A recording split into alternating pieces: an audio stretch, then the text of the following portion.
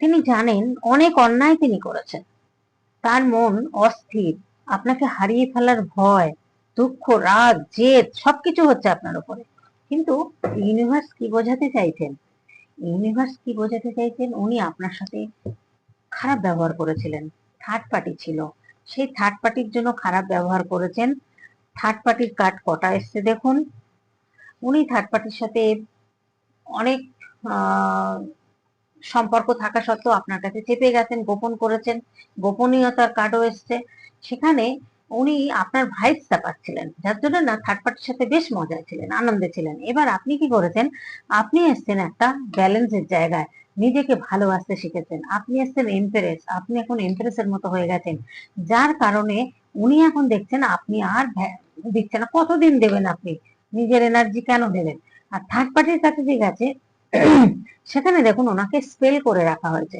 Spell, এই যে দেখতে পাচ্ছেন এই মহিলা, ইনি কিন্তু এসব তন্ত্র মন্ত্র এই সমস্ত করে বেড়ান। হ্যাঁ, এবার সে এইসব করে ওনাকে হাত করে রেখে দিয়েছেন।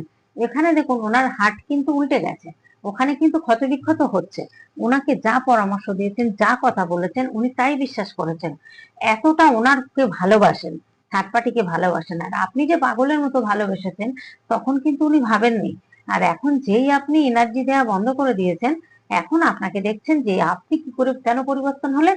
উনি যা খুশি করতে পারেন, উনি যা খুশি করতে পারেন, কিন্তু আপনি কারোর সাথে কথা বলতে পারবেন না। আপনি তার, হ্যাঁ, মানে তার যে আপনি, তাহলে সেই দায়িত্বটা পালন করতে গেলে আপনাকে তো সেভ করে রাখতে হবে, তাই না?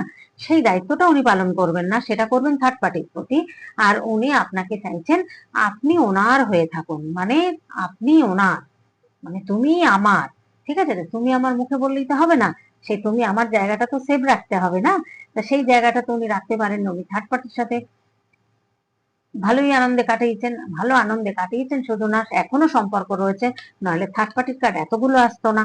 আর উনি আপনার সাথে এদিকে খারাপ ব্যবহার করেছেন আর চাইছেন আপনি আপনার এনার্জি দেবেন। আপনি যতদিন এনার্জি দিয়েছেন ততদিন উনি ভালো ছিলেন, যেই আপনি এনার্জি দেওয়া বন্ধ করে দিয়েছেন, তারপর থেকে ওনার জীবনে কিন্তু ডেথ কার্ড শুরু হয়েছিল। অনেক ক্ষয়ক্ষতি হয়েছে ওনার, বিজনেসে লস, চাকরি চলে যাওয়া, কেউ মারা যাওয়া, অ্যাক্সিডেন্ট হওয়া, অর্থনৈতিক চোট হওয়া, এগুলো কিন্তু হবেই। ডেথ কার্ড, টাওয়ার কার্ড আসলে এগুলো হবেই। এগুলো হয়েছে ওনার জীবনে, দেখে নেবেন, আপনার পার্টনারকে জিজ্ঞেস করবেন। এমনও হতে পারে স্টেটের বাইরে চলে গেছেন, কারণ মান সম্মান হানি অনেক কিছু হয়েছে। এবার আপনার কাছ থেকে এখনো ভাইবস দেয়, আপনার এনার্জি চাইছেন। এইবার আপনি কি করেছেন? আপনি কষ্ট পেতে পেতে কষ্ট পেতে পেতে আপনি একটা জায়গায় তখন মনে করলেন যে না, এর আশায় থেকে কোনো লাভ নেই, এর থেকে ও থার্ড পার্টি নিয়ে আছে, থাক, আমি আমার